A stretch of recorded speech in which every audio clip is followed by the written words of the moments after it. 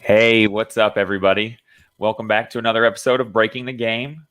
I am very, very excited to announce to you all that I am no longer alone. I do have my captain back in his captain's chair. Thank God. Steven, welcome back. How's it feel, man? Oh, dude. Well, first off, thank you very much, Austin, for the lovely introduction, man. And to answer your question, it's so awesome to be back. I've missed you so much, dude. First off, round of applause. Congratulations for holding the fort down while I was gone. Well, I've thank you. tried catching up on all the shows that I missed. From everything I've heard from, the latest episode you did to the fans roundtable, did a phenomenal job, dude. And Thank you. I got to say, it's cool if you want to take over, man. I'll be the new Austin and you can be the Steven. That's fine with me, bro.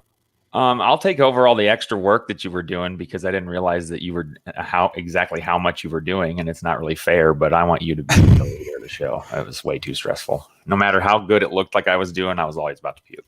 So It's all good, man. But hey, we're back, man. We got the team back yes, together, we're and back. we talked a little bit about what we were going to be discussing on the first show back. And bro, I'm excited because I get to brag a little bit on this episode, homie. Right. We figure you've been gone for a little while. We might as well bring you back in and let you gloat to everybody about what you were right about. So sounds like fun. Yeah, absolutely, What I man. love to do. I mean, you're usually the gloater. I typically let you do your finish line glory laps and all that fun stuff. I figure since I'm going to be the new Austin now, I get to kind of try my hand at it and see how it works. Oh, it's definitely your turn for sure. All right, man. Well, Austin, if you remember, dude, I posted up an article at the end of April, and it was kind of my coaching hot seat tracker. And I shared it to a couple groups. I talked about it with some people, and I'm just going to say, I got a lot of heat on my seat because of this one, because some of these coaches, I felt like at the time I was going out on a limb a little bit, but I could start piecing together some of these breadcrumbs and looking at the way that everything was connected and the way I foresaw it coming, projecting at the end of the season. I was like, okay, I could see these coaches be moving on possibly a little bit earlier than anticipated. And Mhm. and dude, did you get a chance to look at that article and see what happened, as it was happening? How did you react to that? I mean, yeah, obviously, I doubt. Some of them were like you were like reading someone's mind or something. I don't really know how you do that, but you always kind of have that ability. And then a few of them, I think, were kind of obvious ones, but that doesn't take away from it.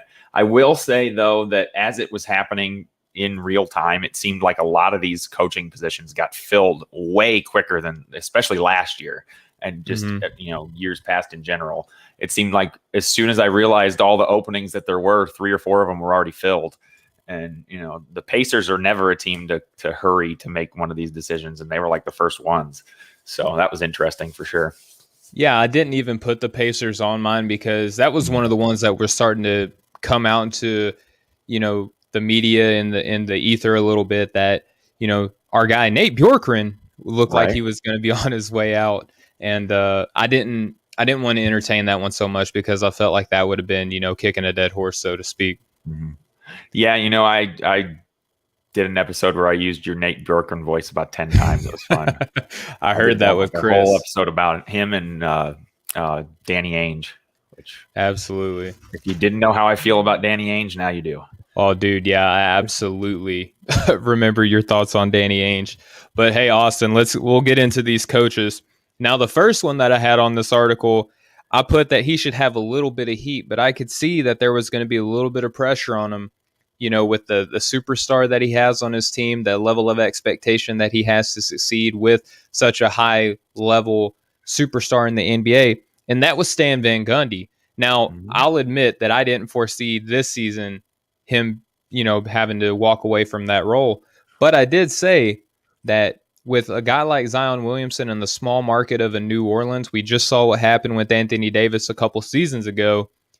I was like, I could definitely see this going some kind of way because finishing 10th place in the Western Conference is not what anyone had on their minds when they made this hire. What say you, Austin? Not at all. And I think that's the key there. For one, it was, just a team that everybody expected to be a playoff team.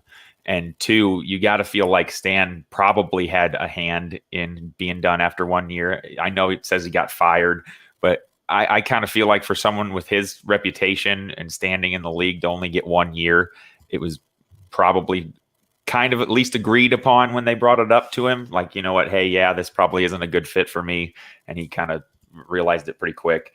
So, just the fact that they underachieved so much, and like you said, with a guy like Zion in a small market, like they can't take any chances.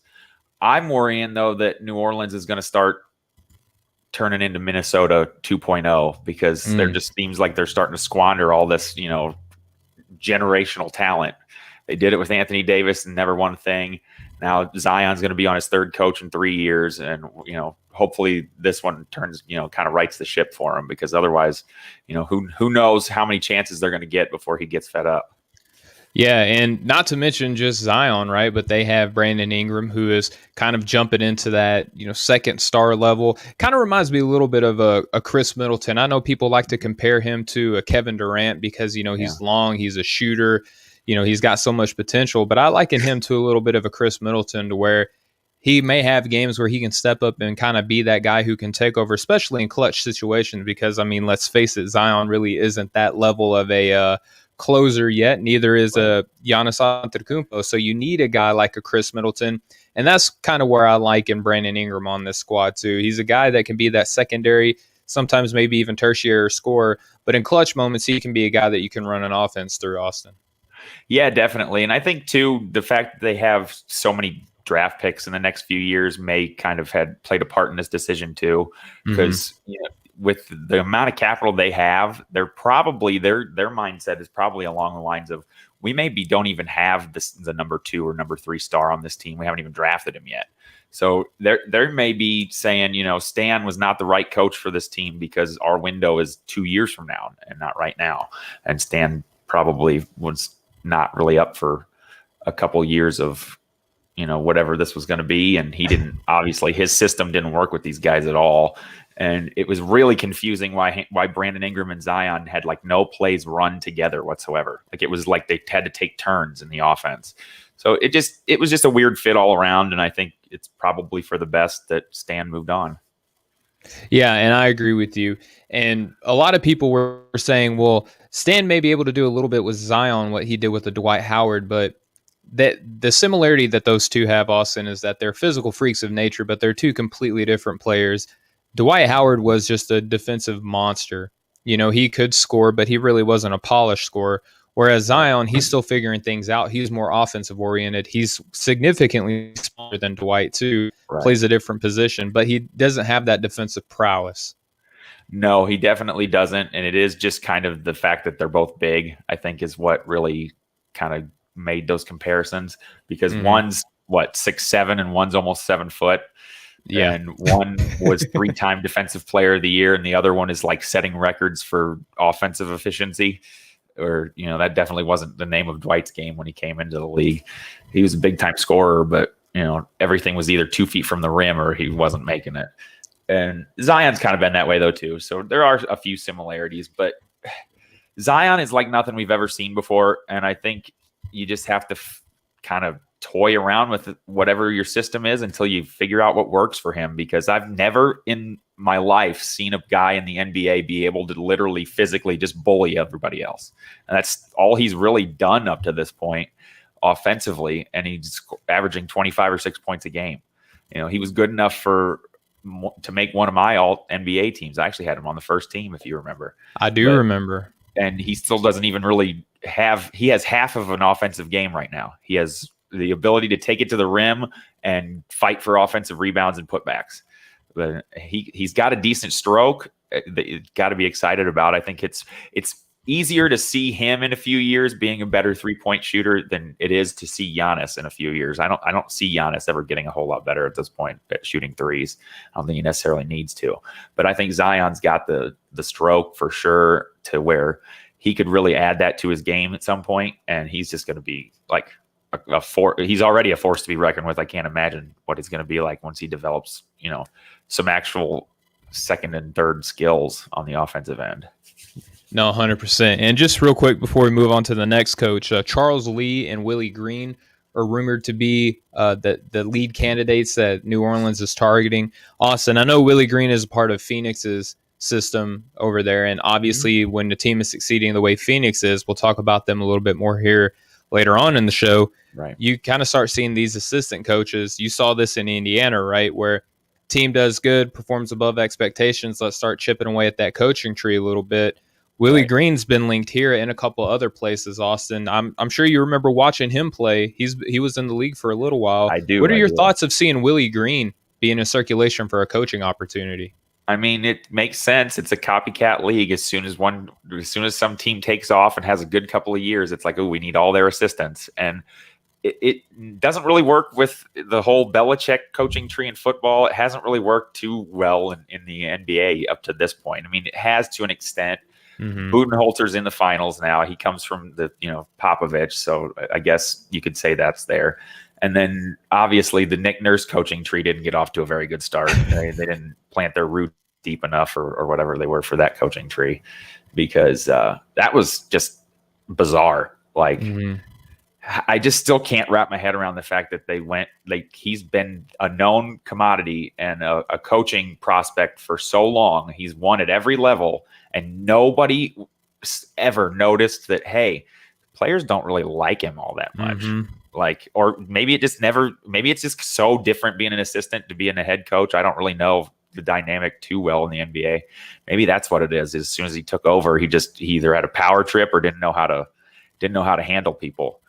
But the coaching tree thing, it's not surprising to me. It's like I said, as soon as something starts to work, everybody does it. So it's kind of expected. No doubt about it. All right, Austin, so we'll roll into another one. And this one, there was a little bit of tea leaves out there. Damian Lillard did an article with his buddy, Chris Haynes at Yahoo Sports. And there were rumors that Terry Stotts might be on the chopping block. I went ahead and put that on my article as well, because because Dame actually came out after the article and said that he didn't really have anything to do with it.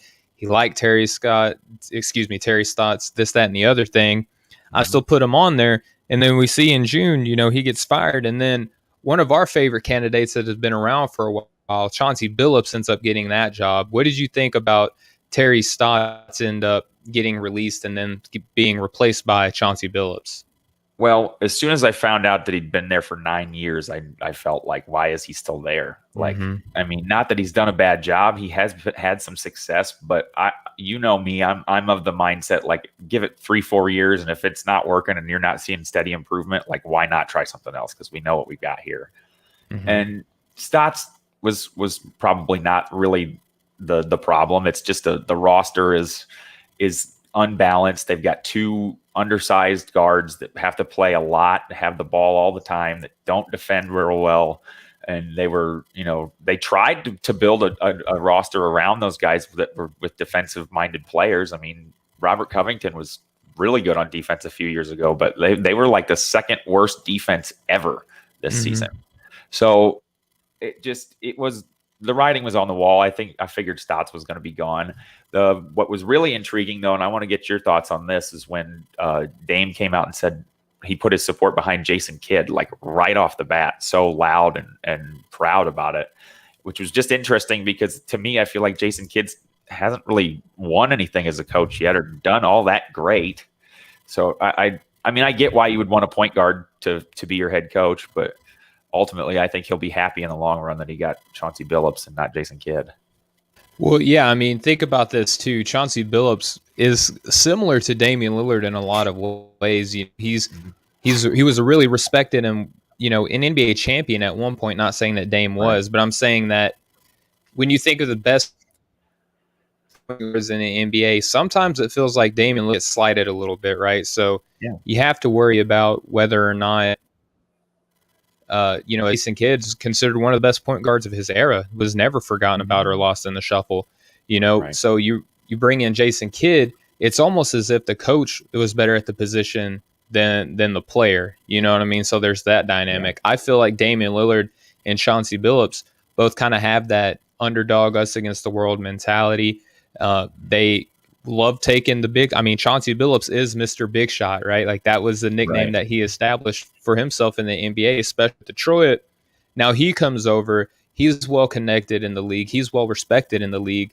I don't think that Damian Lillard is upset that oh no, we're stuck with Chauncey Phillips now. Whether or not he wanted Jason Kidd, he has to be happy with the guy that he has, because I feel like he can relate to Chauncey Phillips a little bit better as far as where he is in his career compared to where Chauncey Phillips was in his, kind of being a little underrated, so to speak. Now he can relate to his coach a little bit better. Whereas Jason Kidd, we've seen him in 3 different jobs. The most success he's had as a coach was as an assistant with the Lakers last season. So we would like to think that Jason Kidd could do a little bit better. We'll talk about him more later on. But I think that Damian Lillard has to look at Chauncey Phillips and be pretty excited for that opportunity to learn underneath him. Yeah, definitely. You brought up an awesome point that I didn't even think about. Like, when I think of guys in the NBA who have to like fight and claw for every bit of like respect and notoriety and have definitely earned it, I think of Damian Lillard in terms of active players. And that's exactly how I would describe Chauncey Phillips when he played. Like, he was never at any point in his career talked about very much as even like a top 10 point guard in the league.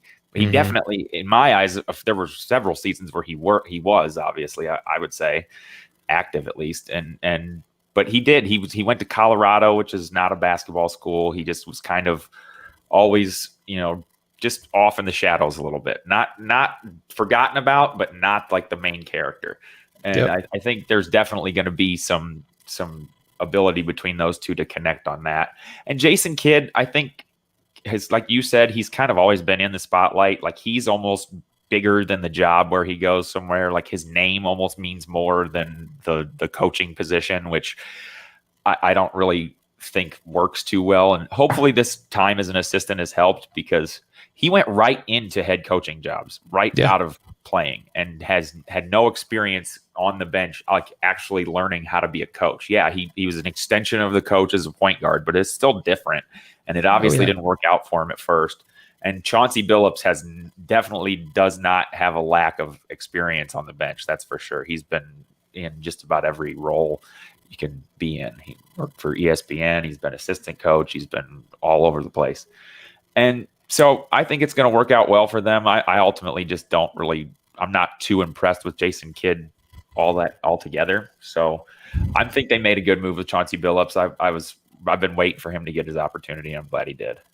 Yeah, same as me. And another guy that I'm looking forward to see if he lands somewhere is Sam Cassell, because I feel like he can do similar things as a Chauncey Phillips in the NBA as a coach. But we'll move on now. Now, this is an interesting one, Austin. Yeah. This isn't really technically a firing, so to speak. It's really a promotion, but I feel like being removed from the spot that you need to be in kind of qualifies a little bit. And just to go ahead and go full bore with this, Brad Stevens, he was promoted to be the president of basketball operation, replacing your favorite GM in the league, Danny Ainge. How did you feel about seeing that? I feel like this is going to be kind of your "I told you so" moment, Austin. Well, there was a firing. It just wasn't the coach. It was the GM who supposedly retired. I'm sorry, he didn't retire. He quit. He either gave up because he was scared, or they gave him the boot and were nice enough to let him say he was retiring. I think this is just such a perfect example of how perception can be so different from like the actual NBA, like players versus everyone else around it. Because all you heard about Danny Ainge his whole entire time there was how he was one of the best GMs in the league. They even said it after he quit, after he retired on the NBA radio, called him one of the top shot callers in the NBA. And then like the next day, a report came out that none of his players trusted him. No one liked playing for him, and they all thought he was shady. And I mean, they probably think that a little bit about every GM that tries to trade him. If somebody looked at me and said, "Hey, you know what? We like you, but we don't like you as much as this guy," I would hurt my feelings a little bit too. Sure. But Brad Stevens had to have gotten. I should have seen this coming a little bit better than I did, because who turns down $100 million contract at their dream job for at the time no real reason other than he just didn't want to take the job. Should have seen something was coming. So obviously I think there was an agreement there that he was going to take this job. He has the demeanor of a front office guy. I think he comes off as somebody that's very analytical and thinks about the game constantly. He's very, very, his basketball IQ, and everybody knows, is like through the roof. So I think he'll do great in this position. Udoka is another guy that you and I have talked about before for Mm-hmm. several head coaching jobs, and it's about time he finally got a chance. And it's nice to see so far we have had some, new blood. So up to this point with these coaching positions that it looks like we're going to be getting, which I always like. I'm not necessarily too big of a believer in, we're going to take a guy that's never won a title, put him to lead a team of guys that have never won a title, and now we're going to win a title. So it's just like, why not try something new? You never know. This guy might be amazing. I didn't know who Nick Nurse was 2 or 3 years ago, and now he's a household name around the NBA. So I like all of it. I'm glad Danny Ainge is gone. He wasted all those draft picks for years and years. Everybody with 2 eyes that's ever watched basketball knew Jason Tatum was going to be a star. That wasn't this amazing deal everybody made it out to be. Yeah, it looked great because Markelle Fultz wasn't really what he didn't pan out. But I mean, anybody could have made that move and got that extra pick. And then what'd they do with it? It's just, what do they do with all these picks? They got Jaylen Brown, Jason Tatum, and then they kind of just, okay, that's enough. It's never enough. You never can just sit back. And that's what he did for a long time. He didn't use any of his assets in that war chest to try to improve the team. And then the one time he did, he got. He finally had an opportunity. He was going to get Miles Turner, and he just pushed too hard because I guess he really believed that Hayward was only going to go to Indiana. And it just, I don't know. I won't rant too much more about Danny. But I'm excited for Brad Stevens. He's an Indiana guy. He was Butler's coach. I live 20, 25 minutes away from where they play. So I'm excited to see him in his new role. I think he'll be good. I think they picked a pretty good coach too. Yeah, I'm a big fan of Ime Udoka. He coached alongside, Greg Popovich, Doc Rivers. So a couple of high-profile names in the coaching industry, and we're getting to see him get his first shake at being able to be a head coach. And he's kind of one of these unsung heroes a little bit when he was a player. He just kind of come off the bench, was a stand in the corner 3-point shooter, but really a really terrific defender. And I think that speaks to the talent level of a Boston Celtics roster right now. It's a little bit of Swiss Army knife on defense, stand around and hit a 3. Hopefully they can do something to bring in some quality bigs. And it looks like they did. One of the first moves that Brad Stevens did was agree to a deal to trade Kemba Walker away to Oklahoma City and bring in Al Horford, and not only him, but a young Moses Brown who looks like he has a little bit of promise as a rebounder and a rim protector. Yeah, that's the key to me in this whole thing is the Moses Brown pickup, because I'm not 100% sure Al Horford is the Al Horford of 2 or 3 years ago that they were going to give that giant contract to begin with. Mm-hmm. He's getting up there in age. He didn't play the entire second half of the season. And I know he was with Oklahoma City, but he didn't really do much when he was on the court. Mm-hmm. And is he the missing piece that gets them from a first round, loss to the finals? Absolutely not. But Jason Tatum and Jaylen Brown are already there, and a little bit more consistency, like, just a tad bit more, like less terrible shooting nights from those guys. And all of a sudden the Celtics are really, really hard to beat, because those 2 guys can absolutely win a game against anybody, and they can absolutely shoot their team completely out of it too. So it's going to be interesting to see. I'm not sure that they have a good enough roster with just Brown and Tatum as their 2, offensive guys that they rely on. So that they're gonna have to kind of reshape this roster, I think, a little bit. I hate to say it because he's one of my favorite guys, but I think Marcus Smart might be, on the move at some point.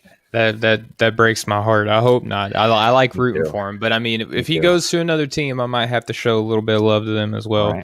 All right, Austin. So here's a guy that, and I'm sorry for my Chris Collinsworth impression there. Now here's a guy that I wrote that might have a little bit of pressure. Looks like he's not going to have pressure now, but I did put a little caveat because, one of the things that I picked up in my time of podcasting and writing is you always build yourself a way out, Austin. You like to speak on this a lot. You always build yourself a way out. And here's what I said for one Mike Budenholzer. I said, pending a deep run, he might be in some trouble. What are we in the midst of now, Austin? It's a deep run by Mike Budenholzer. About as deep as it gets, isn't it? They're in the finals. Yeah, I mean, so what do you think about that, Austin? Do you think that he still could have a little bit of heat applied to him at the end of the season? Say if they lose Well, against Phoenix? so what happens if Phoenix just blows them out like they've pretty much done all the way through the playoffs to this point? They struggled a little bit for a game or two with the Clippers, but other than that, they just hammered the Lakers and the Nuggets. Like it was honestly not even hard to watch the Lakers lose because it never felt like they were even in it. Even when they were up, or even when it was 2-1 and they won those couple games and Anthony Davis was looking good, it was just like I just didn't ever have this feeling like the Lakers were in it. The Suns were just in control. And it's like nothing I've ever seen before from a team that has almost no playoff experience outside of two guys, really. And all of a sudden they go into the playoffs.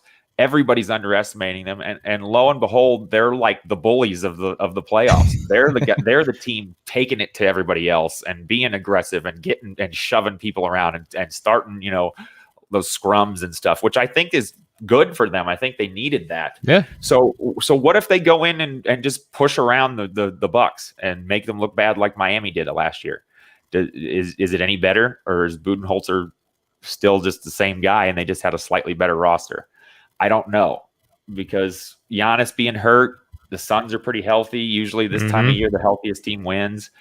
I think he's safe. I mean, he made it to the finals. Unless they just get swept and killed, I think he's going to keep his job for at least one more year.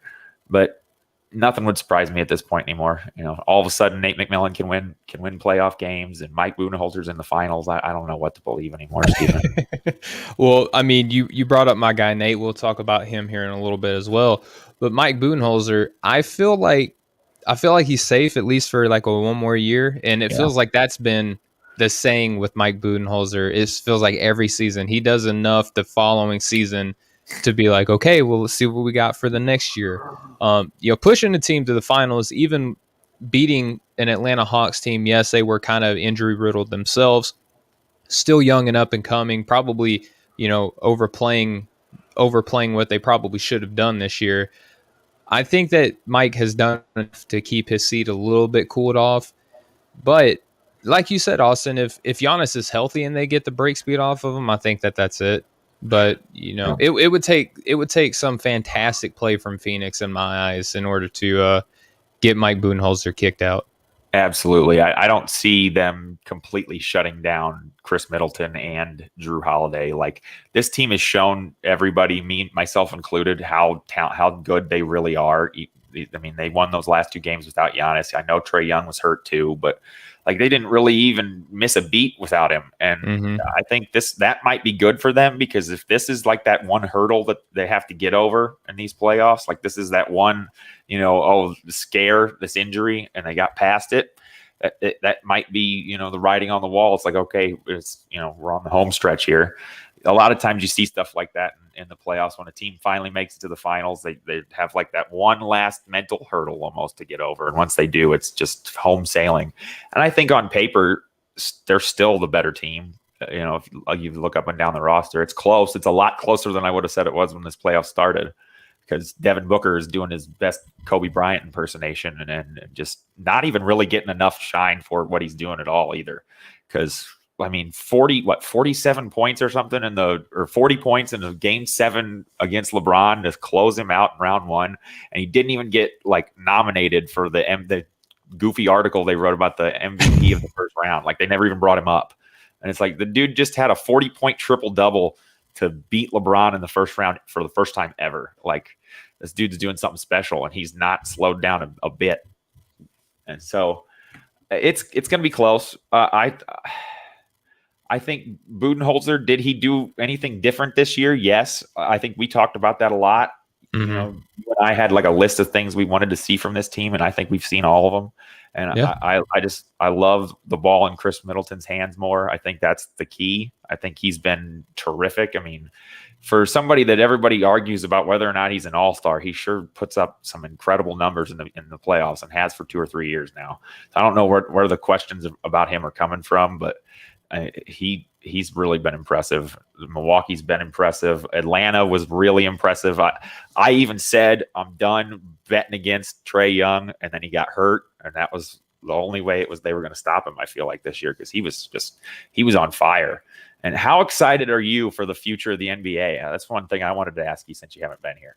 I mean, look at all these young guys that are just blowing up. It's definitely something that I'm sad that I got to miss. A lot of these guys take the next step, and these are guys, Austin, that we've been talking about, for the little over a year that we've been doing this together. Is we project out and we see and we try to extrapolate into the future a little bit what they're doing in the present, and that's why I don't like when people bring up, hey, what has this player done ever? Well, a lot of these young guys, it's not about what they haven't been able to do yet, because they're still trying to find themselves. You know what I mean? They're still trying to establish themselves in an NBA, for one, that already had, a whole lot of just established NBA talent already. Now they're trying to insert themselves. It takes a little bit of time to be able to overcome your Steph Currys, your LeBron James, your Kawhi Leonards, and so forth. Now we see a Trae Young where I had him nominated as an all-star. I got peer pressured into taking him off of my all-NBA team. At the end of the day, that's my decision. But I was like, okay, everybody's kind of talking against him. I saw it, though. I saw that Trae Young is already at that level. And it's just one of those things to where you can't hold on to what a young guy hasn't done yet, because you need to give him time to be able to do it. Yeah, and I'm pretty sure I'm the one that you're talking about with that peer pressuring you to take him off. It was you and Pat. It was you and Pat. I have to eat some crow here for sure on this episode, because I wasn't a real big believer in him or Devin Booker, and they obviously have proven me wrong. I think those two have kind of vaulted themselves into that new face of the league conversation with Luka and whoever else you want to put in there. But Luka hasn't still yet to win a playoff series, and Trae Young went to the Eastern Conference Finals and never once backed down from a single challenge. When the moment in like this first or second game against the Knicks, when he hit a big shot and then like turned and looked at the crowd and started just egging him on, I was like, oh, I'm in love with this guy. Like, he's my guy. Like, I never knew that was Trae Young's game. Like, I knew he was good.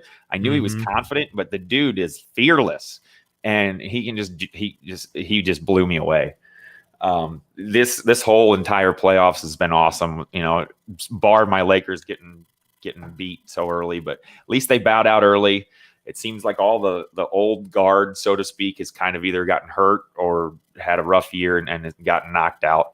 And it's kind of time for some new blood to come in and we'll crown an NBA champion that hasn't been won. Has the Suns ever won a title? Suns never have. They've been in the finals a couple times, but we have seen the Bucks have won once with, one of the guys who never gets talked about for greatest all time, and Kareem Abdul-Jabbar, and then the forgotten point guard, Big O, Oscar Robertson. So a lot of good players circulating through Milwaukee. But Austin, back to the coaching discussion here. Yes. One that I saw, and I think a lot of people did see, but this isn't an organization that gets a lot of media attention anyway, which is why I wanted to put them in this article, and that was Steve Clifford. I had him on the red scale, which is the highest that a coach can get.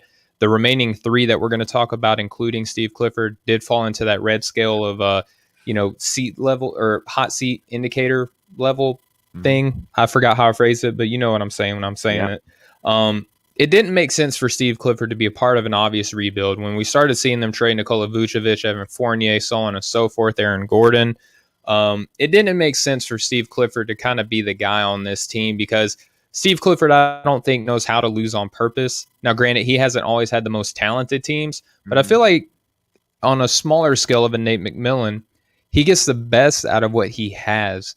And you don't have a guy like a Steve Clifford when you're obviously trying to rebuild. You want your draft picks to mean something a little bit, right? Wes Unseld Jr., a guy I know that you're super high on. I know that you always bring him up when there's a coaching availability.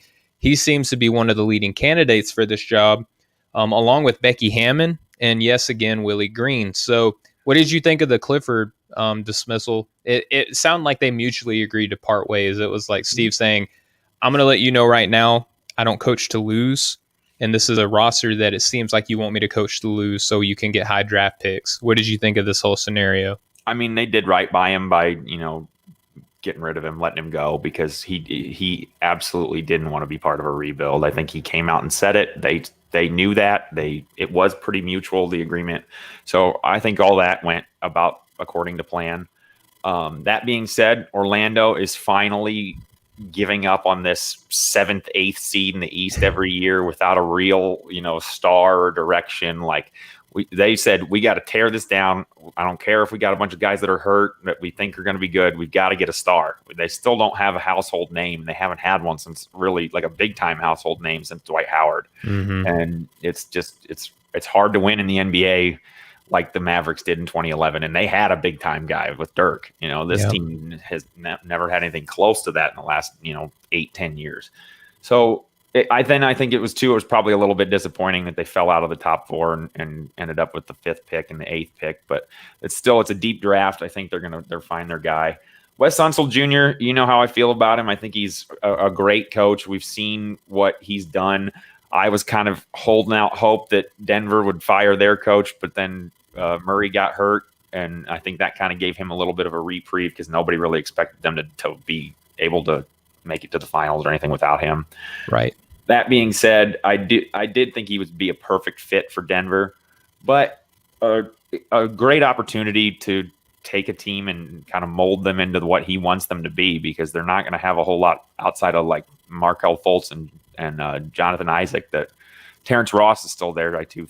Yeah, and let's not forget the rookies that they have. Cole Anthony, and then they made that trade to bring in RJ Hampton, who I like a lot. I like RJ. So they got a couple young guys that may do a little something. Right, but I mean, they don't have what I meant was they're not dealing with a team where he's coming in and the team's already pretty well established. He can kind of put his own stamp on it, which I think is a good opportunity for him. I'm just looking at your notes here. There's one other thing that I definitely like that you put on here. I hope Becky Hammond gets a job. I'm tired of the people who say that just because she's a woman that like the men of the NBA won't listen to her. People that say that have obviously never been around people that are like insane about being successful at what they do. Because when you were dying to be the best, you will listen to anybody that you feel can help you, regardless of who they are. And I think that's how it's been with her entire time in the NBA. I don't think she has any problem gaining respect from anybody anywhere she goes. So I would love to see her get a job. And this Orlando spot might be perfect for her. A young team that, she can come in and kind of like exactly like Wes Unseld, just put her stamp on it. So we'll see where they go with that. I'd be happy with either one of them. I actually just wrote an article about how I personally, and I didn't figure out any way to actually quantify this, but I do think that this season is probably one of, if not the best seasons for head coaching positions, opening. Just look at who the guys that you could be getting a coach: Zion, Luka, Damian Lillard, possibly Giannis. This is the only team that didn't really have multiple all-stars or a absolute superstar on it. So this one was kind of interesting to me because it is the only real rebuild this year, I would say, of all the teams that are getting new coaches. So it's going to be interesting to see which way they go. But at this point, I just think they've got to kind of get whoever they think is best and focus on the draft. Yeah, I mean, and that's the way that you got to go. And even though this team doesn't have that household name, Austin, they still have young players that you can. And again, 2 top 10 draft picks in this year's draft. That's going to be pretty daggum good. I mean, you got a number of players that you can build upon. So, Austin, your guy, Russell Westbrook, right? Your guy, Russell Westbrook, his longtime, close friend and coach, Scott Brooks. Now, this time they were playing together in D.C. Scott Brooks got the boot, and I don't think that was a surprise. I did put that in the article, but I feel like a lot of people were looking to try to excuse Scott Brooks for the previous seasons solely based on this year. Were you surprised to see Scott Brooks let go early on in June? And also, he's being interviewed potentially to go be a Los Angeles Lakers assistant coach now. So, I mean, building that super coaching staff again in LA. What do you think about all this? Hey, it worked last year. Maybe Frank Vogel just needs as many head coaching voices to help him as he can get, because it's probably hard to out coach LeBron. No, but I don't know. I'm not a big Scott Brooks fan. I mean, he's had some incredibly talented teams and not much to show for it. One finals appearance with that team in Oklahoma City, and they were young and not ready to be there, and Miami blew them out. And then they gave up the 3-1 lead that year to the Warriors. And then let's not forget, before Russ went nuts and had 40 triple doubles in like 2 months, they couldn't win a game. They couldn't do anything. He had the leading scorer in the NBA, and they were by far the worst team until Russ just went off. So, maybe it was an instance where he was trying to save his old coach buddy's job. I don't know. Didn't work. I'm glad it didn't work.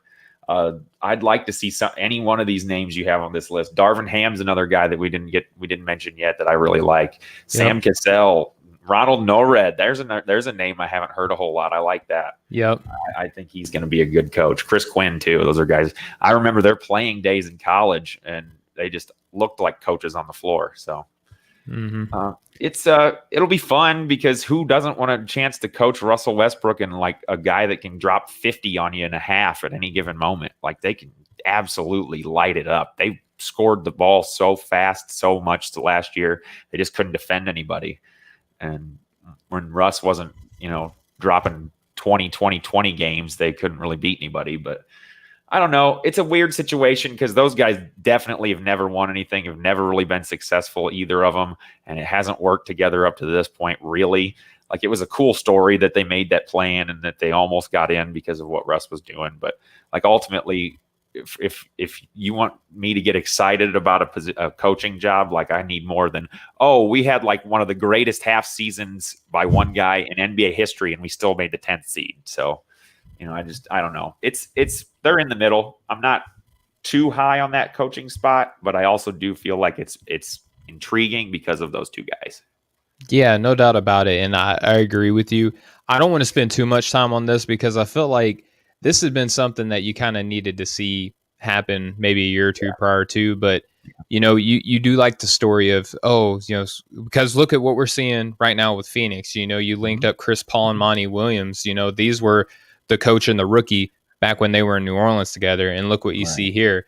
You maybe trying to hope that you at least see a playoff appearance with these guys, but ultimately it just didn't really work out. Now here's one, Austin, that for the life of me, Sacramento, no matter what the executives that they change, it just seems like they are just going to be the Kings no matter what. Yeah. Now, what surprises me about this situation, Austin, not even so much that the Sacramento Kings are deciding to hold on to Luke Walton, who I think is the worst coach in the NBA, is the fact that he's getting support from his two best players in De'Aaron Fox and our favorite rookie out of this draft class, Tyrese Halliburton. What do you think about this? Well, maybe the rumors of his demise are greater than we think. Maybe it's just that he understands these younger players. Maybe he can communicate with them better, and having LeBron on his team, maybe what killed his coaching, ability and his voice in that locker room in Los Angeles.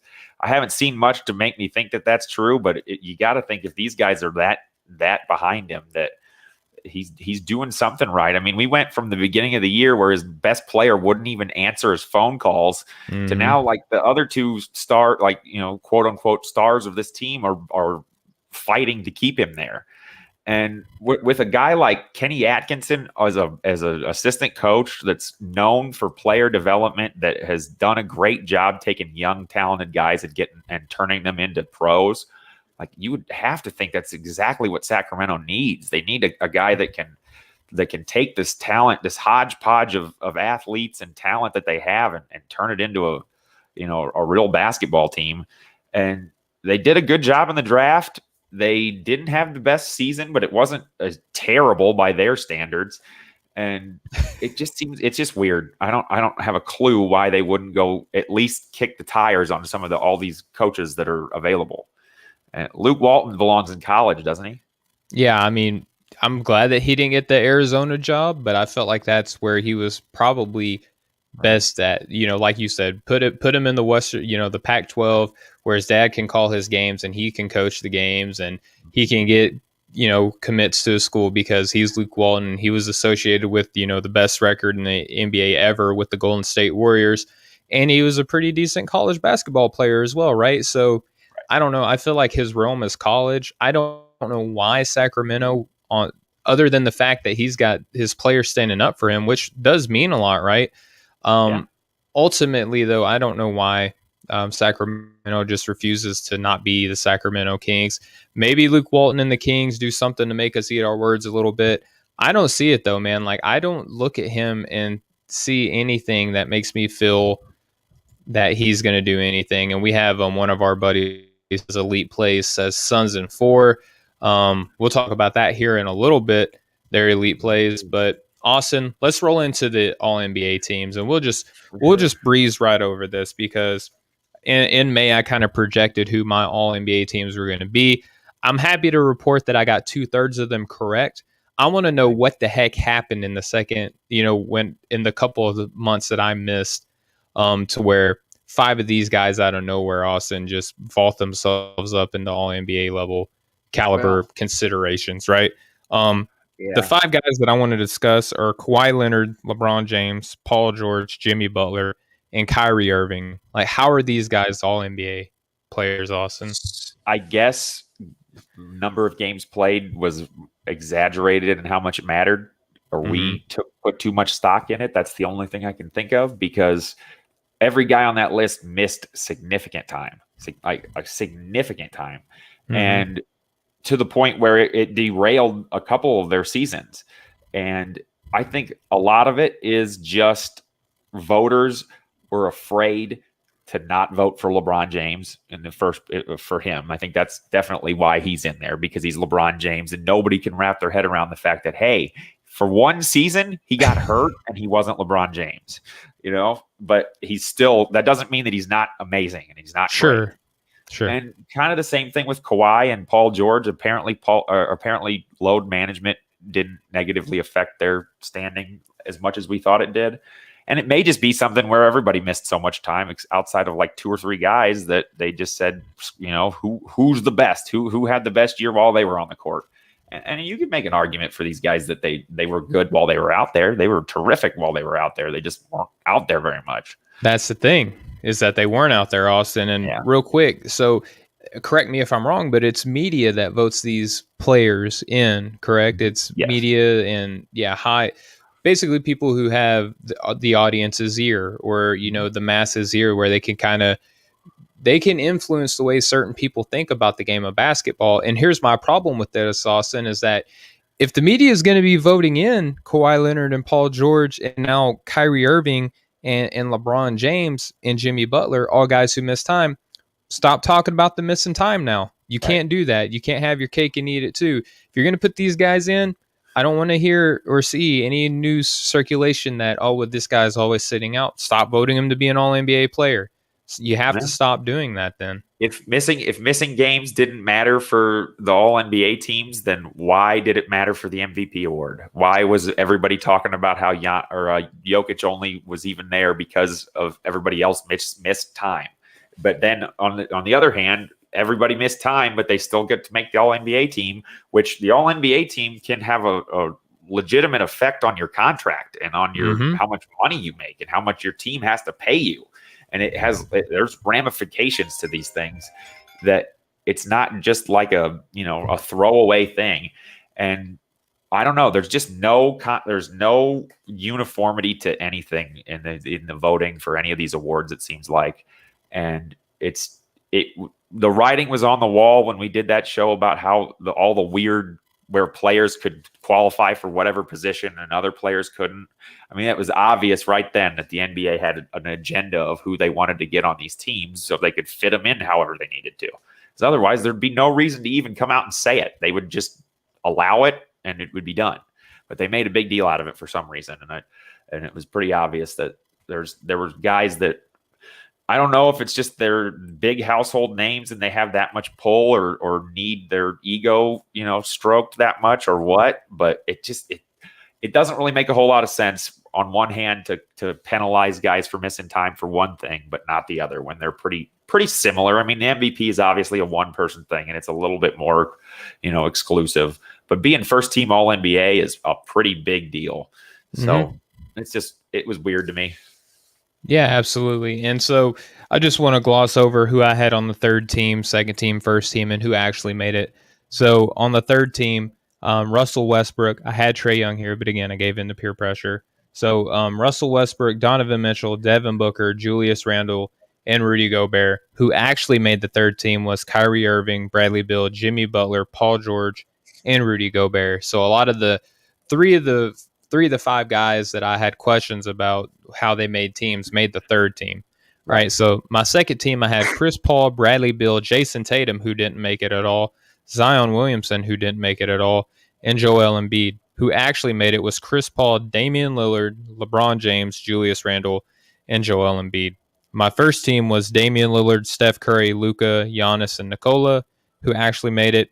All of those guys with the exception of Damian Lillard, who was on the second team, and then Kawhi Leonard jumped all the way in the first team. So that's what I had happen. That's what actually happened. Austin, again, 2/3 of the players I had right, but there's a whole starting five of guys that I didn't felt like should have deserved. I didn't know if they just went nuts in the 2 months that I was on. No, not really. I mean, the Clippers tried to lose to avoid having to play the Lakers in the playoffs, and then it never even came to that. That's why they fell to fourth, so they wouldn't have to play, or fourth or fifth, wherever they were, so they didn't have to play the Lakers until the finals, and that didn't even matter. Miami couldn't do anything even with Jimmy Butler, and especially not in the playoffs. Kyrie was really good while he was there, but Kyrie's Kyrie. He's polarizing no matter what he does. He's probably one of the greatest people, like actual people in the NBA, but he's going to be hated on forever because he missed a couple games for personal reasons. So whatever. And then Kawhi Leonard, I don't really know what to say about Kawhi Leonard other than he was, when he before he got hurt, right before you got back, I was starting to see 2019 Kawhi Leonard, Toronto Kawhi Leonard, where he was getting ready to take over, and then I saw that piece that you wrote on him. Yeah, that was bad timing because that thing came out literally like 10 minutes later. The report came out that he was like done. I was like, oh god, but he was doing really, really good, and I could say he probably deserved to be there if he played a handful more games. And you got to give Jimmy Butler credit too. He did have statistically his best season, as an NBA player, I would say, but he's missed a lot of time. And to me, the whole thing that makes this a joke is Dame Lillard was probably, to me, one of the two biggest locks for the first team. I would say him and Jokic, I thought, were the two biggest locks in my mind to make the first team, just because of how good of a season he had. Like, what more does he have to do? And then Russell Westbrook not even making a team at all. Like, after what he did, I mean, like historic things, putting up numbers that you'll never see again. I mean, you might, because we said that about Oscar Robertson, and here came Russ. But Russ is on a whole nother level. How long that took, though. Look at how long that took. Right. But Russ even took it to a whole nother level than he did. So he's doing things that we never imagined possible, and we've said that before, and we acknowledge it, and then we don't even vote him on the third team. Like, that to me was weird. I don't know who I'd take off. I guess one of these five guys that missed too much time. But if you're not counting time missed as a negative, then I don't know who you would take off to put him on there. But he's got to be on there. It's just to me, this whole thing is almost like a popularity contest anymore. They got to get the big names on each team, and that's what seems to be important to them. So I don't know. I don't like the way it shook out. Yeah, for sure. So. It also might be one of the things where sponsors might have a say in this, and it's probably not something that NBA wants to put out there to make it feel like they're getting a little bit of heat from the sponsors that they have there. Yeah. And Austin, I would just real quick like to put in the fact that I know that you feel the same way, but we collectively have gotten a little bit of heat for our thoughts and our feelings on who I think is a great NBA head coach. In Nate McMillan. Right. I have defended this man on countless interactions that I've had with people that we talk to, on and off the air here on the Breaking the Game show, here on the Nothing But Net channel on Dash Radio. Nate McMillan is an outstanding coach, and we see what happens whenever he's not playing a team that's just destined to take over and win the NBA Finals. His team actually made the Eastern Conference Finals, and he wasn't even the coach the full season. This was a team, Austin, that might not have even made the playoffs had Nate McMillan not come over to be the interim head coach. And now they were barely on the threshold of making an NBA Finals appearance, Austin. Yeah. Just pat yourself on the back real quick. Talk to us a little bit about Nate McMillan here. Well, so it's interesting. It's perfect Pacers, it's perfect for the Pacers to do this. So what do? They fire Nate McMillan for whatever reason, and making the playoffs every year with a mass unit of guys, half the team on the injured list all year long, losing your best player year after year after year to injuries, and still making the playoffs every time, still being the underdog, not being projected to win, and losing. And what do you expect from him? Oh, we're going to fire this guy that made the playoffs every year he was here. And then they bring in a guy that's just a complete dumpster fire train wreck. It doesn't work at all. So then what do they do a little while later, after just everything the dust is all starting to settle? They go and they sign the guy that Nate McMillan took over for and just completely showed up as the coach to be their head assistant coach for Rick Carlisle. I don't know what they're doing, but Nate McMillan is obviously one of the better NBA coaches that we have. And he's been around forever, and there's good reason for it. He's been coaching over 20 years. Mm-hmm. We've talked about it ad nauseum here. He's hardly ever lost to a team that he was supposed to beat in the playoffs. He's hardly ever had a better team than their opponent that he lost to. And he lost to all-time great teams for the first decade that he was in the league. Mm-hmm. And then, he had a little trouble with Miami, who just went to the finals last year. Everybody had trouble with Miami in the bubble for whatever reason, and they were hurt every year. So Nate's been unreal in Atlanta. I mean, they were a completely different team from where they were with Lloyd Pierce. It went from John Collins and Trae Young couldn't play together to you don't hear about that at all anymore. They look like they get along fine and they play together well. And I mean, a lot of it's just Trae Young is transcendent, I think, and I didn't really realize it until it was almost too late. But I think it took Nate McMillan being his coach to kind of bring that out in him, because he puts him in the right spots. He puts the whole team in position to where they're going to succeed. And we're seeing all these young guys that Atlanta have just blossomed. I mean, even Cam Reddish, who was hurt most of the years, had a couple big games at the end of the playoffs there. Yeah, that was in a losing effort, but he came back out there and he showed some people some things to be excited about. So I think Nate, you can't say enough for what he's done. I'm so glad we finally don't have to joke about him not being able to win in the playoffs anymore, because it was getting old. No, hands down. So, Austin, we're at the point of the show now to where we got to wrap up for the Nothing But Net channel here on Dash Radio.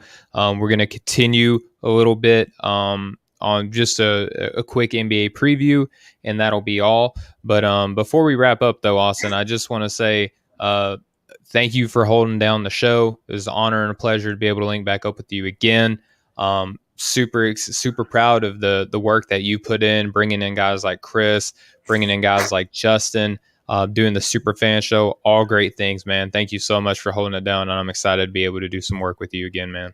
Hey, there's a lot of duct tape and chewing gum and loose string holding this thing together, but you'll find it. You know where to look. But no, it was hard without you, man. But it was actually kind of fun though too. I learned a lot about myself, and I definitely honed some skills that I wouldn't have otherwise, because I'm not going to take over and run the show like you do, and I don't want to. You're good at it. It works for us. You're good at it as well, man. And there's a reason why whenever I was looking for a co-host, that where it was a non-question that I wanted you to be a part of it, because I mean, everyone is getting to see and listen to it while I was gone. But real quick, just remind everybody, go to manscaped.com, plug in promo code BTG. We'll hook you up with a 20% off discount and free shipping. Use the right tools for the job. Your balls will thank you.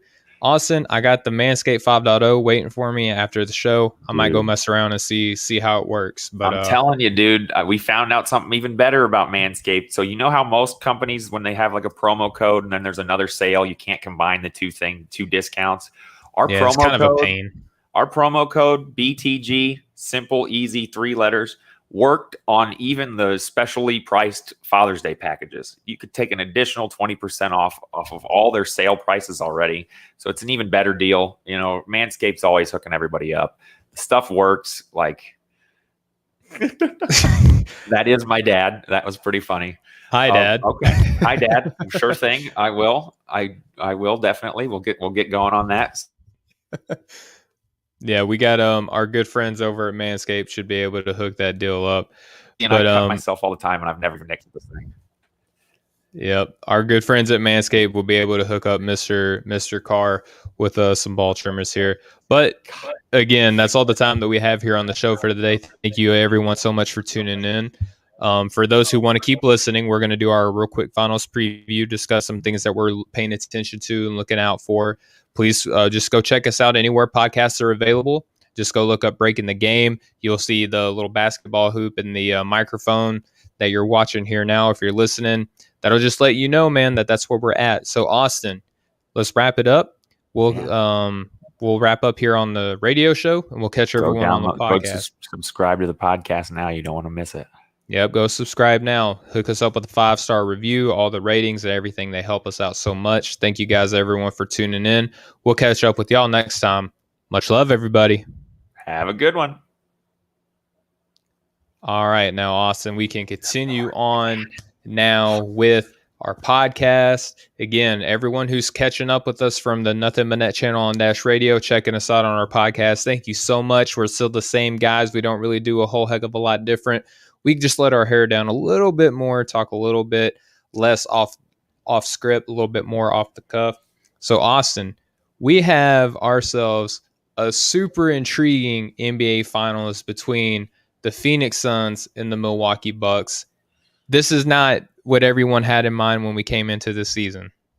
No, definitely not. It wasn't what anybody had in mind, I would say. I wasn't fully a believer in Phoenix until the first round of the playoffs. Even when they were whipping everybody's butts all season long, it was just like, yeah, it's the regular season. You know, things will change in the playoffs, and they did. And what changed was Phoenix took it up to another level, and nobody else really seemed to be able to match it. DeAndre Ayton has been just a complete revelation in these playoffs. I mean, shot 79% in round one against the Lakers. So he had his coming out party against Andre Drummond and Anthony Davis and Marc Gasol. So, I mean, not much better, company to do it against. And he didn't even really struggle. They couldn't even begin to slow him down. And all it was he simplified things. He caught the ball. He kept it up above his shoulders. He turned and he laid it up over the rim because he's just so big. And sounds easy.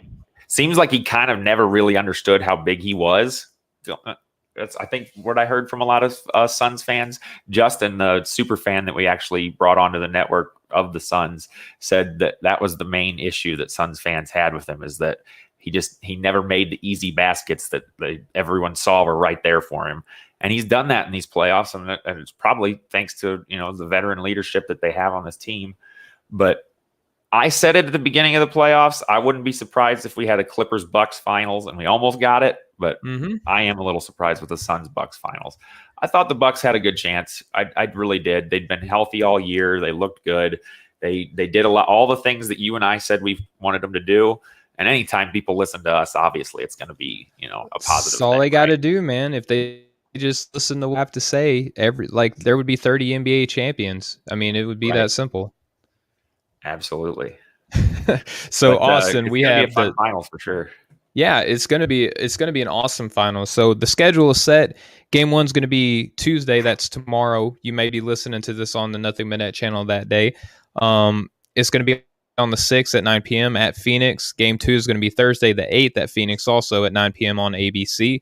Sunday on the 11th, it's gonna shift over to Milwaukee. That's gonna be an early game. That's gonna be 8 p.m. And all these times are in Eastern, by the way. In Milwaukee. Game 4 is going to be in Milwaukee as well. That's going to be at 9 p.m. Eastern.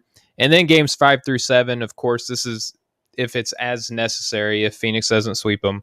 Game 5 is going to be Saturday, July the 17th at 9 p.m. Tuesday, July 20th at 9 p.m. and Thursday, July 22nd at 9 p.m. All of this is obviously going to be aired on ABC. Austin, some of the tells of the tape, we're looking at two heavyweights here, so to speak. Let's just use a boxing analogy here. Yeah.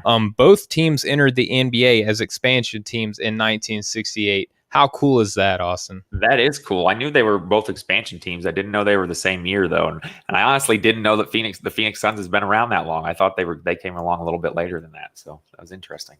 Yeah, and how about this, Austin? They have played 146 regular season games.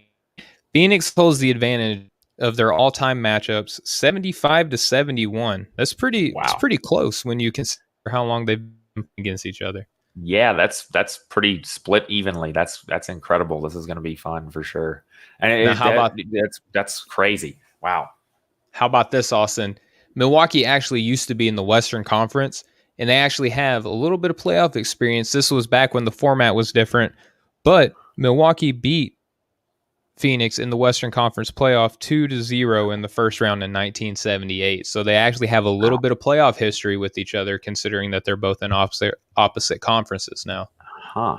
Well, yeah, that definitely wouldn't happen this year if it was just the first of 2 games, because I feel like Phoenix has blitzed everybody they've played coming out of the gate. So glad it's 4. Glad you got to win 4. So yeah, for sure. And then we also talked about, man, Milwaukee, they entered the league in 1968. They won a ring in 1971. So pretty young in their expansion, infancy, so to speak. Mm-hmm. They won their only championship in 1971. Again, Phoenix has made a couple finals appearances, mostly in the 90s, where they lost against, Michael Jordan. I don't know if anyone's ever heard of him. Probably one of only 2 guys that might be good for a while. Yeah, I mean, he's one of only 2 guys that might actually have a better career than LeBron James that no one really ever seems to talk about anymore. But, that's neither here nor there. So, Austin, I have a couple of things that I think that people should be focusing on here in this matchup. Now, you've been paying attention to this playoffs more than me, obviously, due to your availability. See if I have my finger on the pulse here, though. So, Giannis's health, that's going to be a big factor, yes? Absolutely. Yep, so he's reportedly going to be day-to-day. Suffered a hyperextended left knee against Atlanta. The report is that there was no structural damage, and if needed, he would have been available for a Game 7 against Atlanta. Are you expecting him to play against Phoenix? Absolutely. I think he's going to be raring to go. I think there's no way they can hold him out, especially after they came out and said there was no real structural damage, which if you didn't see the injury or the replay, that's hard to believe because it looked pretty nasty when it happened. So we got lucky that we kind of dodged a big bullet there and lost him completely. So hopefully that, because of all that, I think there's no way they keep him out unless they're just lying to us and he's a lot worse off than they're saying. I think he's going to be out there. Also, are you suggesting that an NBA front office might be completely honest with us right now? Is that where you're? It's what do they call it? Smoke and mirrors. It's just all part of the game, right? They just lie to people left and right. That's really what they do. Don't trust the front office. All right. So next thing to focus on, Chris Paul's legacy. Now, being a part of the Off the Ball Network, we always have to plug the group chat. It feels like a lot of people are kind of quick to want to defend Chris Paul and his legacy as if he really needs it. I feel like his legacy is already secure with or without a ring, but maybe he jumps ahead of some people with the ring. Maybe that kind of solidifies or validates his existence in the NBA to some people a little bit more than others. Already one of the best players in the NBA without a ring, has fought off his, oft injured story of, he's always injured when it matters the most. Don't want to knock on wood here, but they still have 7 more games at most to go, 4 games at least to go. Is Chris Paul's legacy on the line here? I mean, I'm with you. I think he's going to go down as a top 3 or 4 point guard of all time, regardless.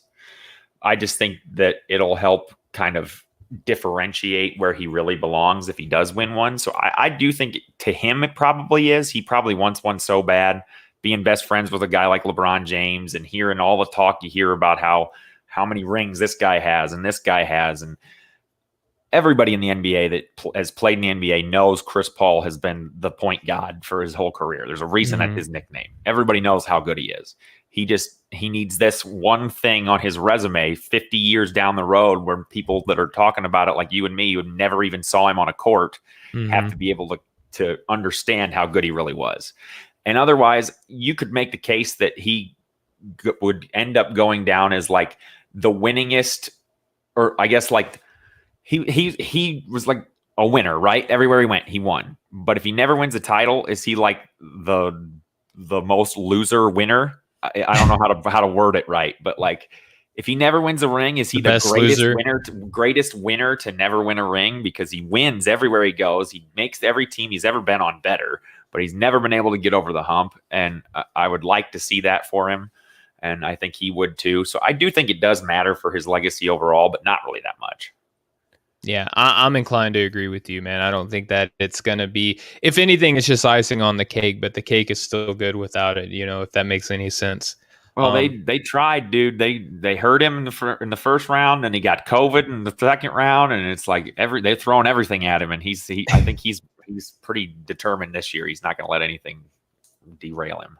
Yeah, it feels like destiny almost right here. Yeah. So, Austin, the next thing I want to pay attention to is the battle of the minds. Is Coach Bud or is Coach Monty Williams, are they going to make the necessary adjustments in order to put their teams in the best position to win? Is Monty going to be able to come up with some sort of defensive scheme to where they can maybe defend Giannis a little bit and still not completely disregard a Chris Middleton or a Drew Holiday? And then on the opposite side of this is Bud going to adjust properly to a Chris Paul team?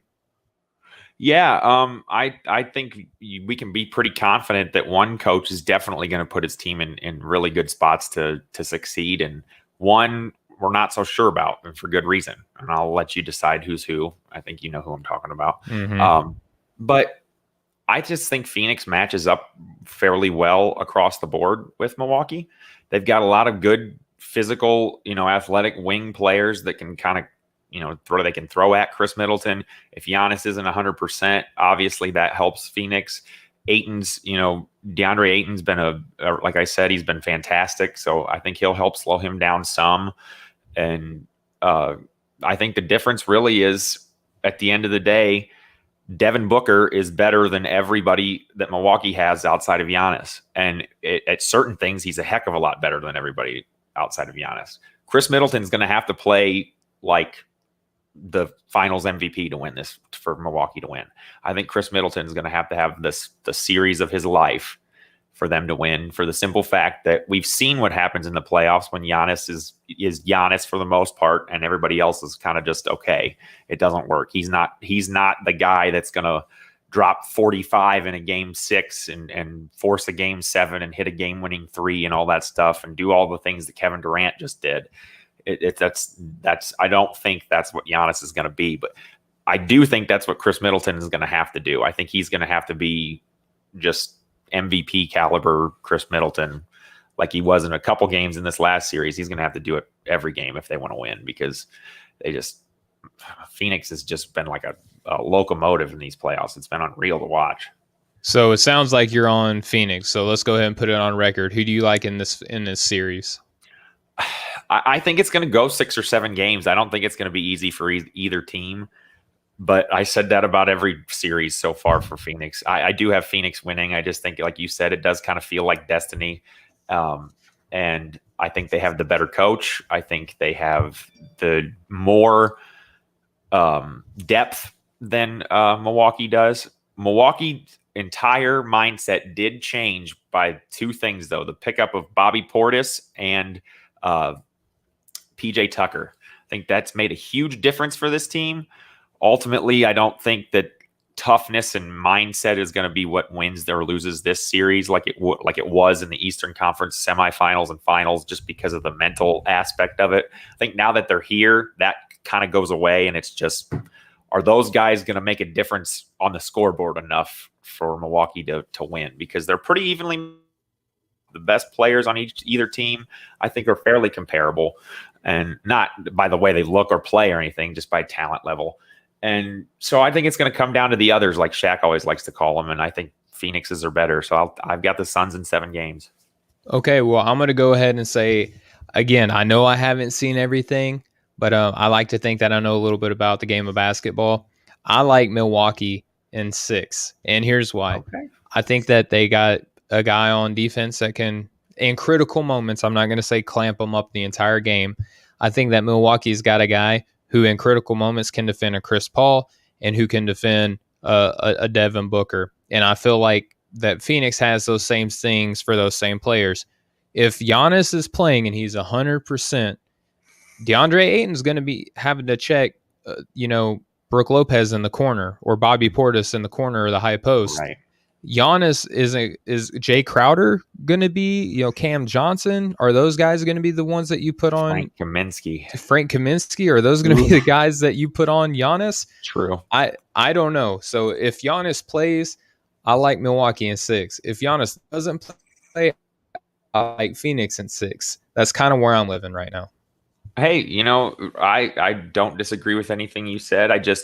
This is one of those things to me, from what I've seen and the way it's gone, it just feels like there's something about this Phoenix team that they're just not going to be stopped. And it's not even necessarily that in any other year in a 7-game series that Milwaukee wouldn't be able to beat them. And it's not that they can't beat them now. I just think their momentum is just too much right now. Like they're clicking on all cylinders. Everything has been going right for them. Even when Chris Paul had to go out with COVID, they didn't skip a beat.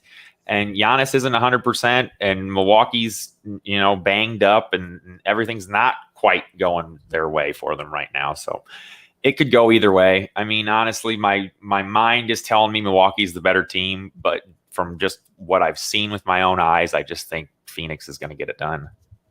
And that's fair and good. And that's why I like being able to do the show with you, Austin. We don't have to always agree on everything, but we respect where each other are coming from. And obviously, you've got to see a little bit more than me. So what do I know? But Austin, I know we got to get going.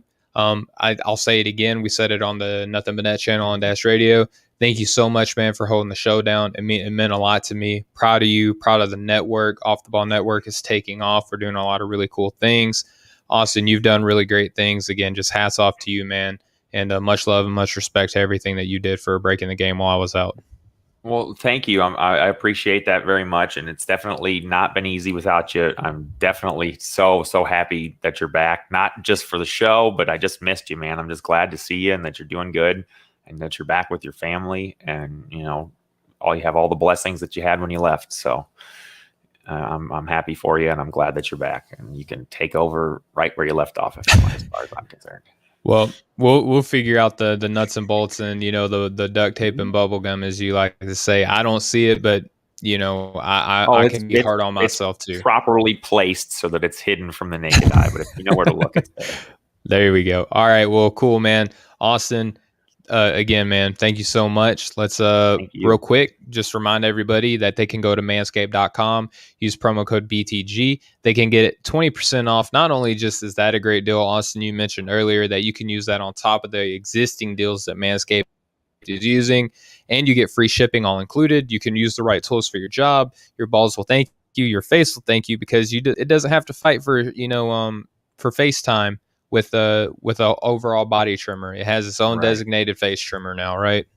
Yes, absolutely. It's great stuff. I mean, you couldn't ask for a cooler looking product either, if that matters to you. If you want your bathroom, tools to look sleek, they're go with Manscaped. There's nothing you can say that's bad about them. They're great.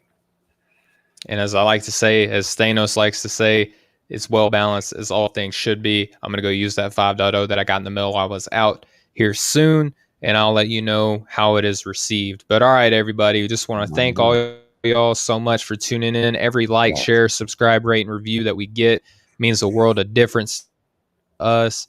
We're going to keep working hard. We're going to keep plugging away. Austin, I got to step my game up now because my job is at stake.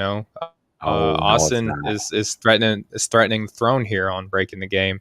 But, absolutely not. I'm just solidifying our bench behind you. That's all I was doing. Nah, it's all good, baby. It's all love and all respect. But we'll go ahead and let the people go. Just want to remind everyone, go to offtheballnetwork.com where they can get all their sports needs. We're affiliated with great people like MyBookie. We're affiliated with great people like Fanatics and Monkey Knife Fight. Go to offtheballnetwork.com. All of our sponsors are there, easily accessible to view. Go there, go follow all the instructions. We'll hook you up with some great deals with like first time bets. MyBookie will match. Fanatics has great deals as well. Go check all that out. But Austin, as I like to say, we'll let the people go, and we'll catch up with y'all next time. Much love, everybody. Have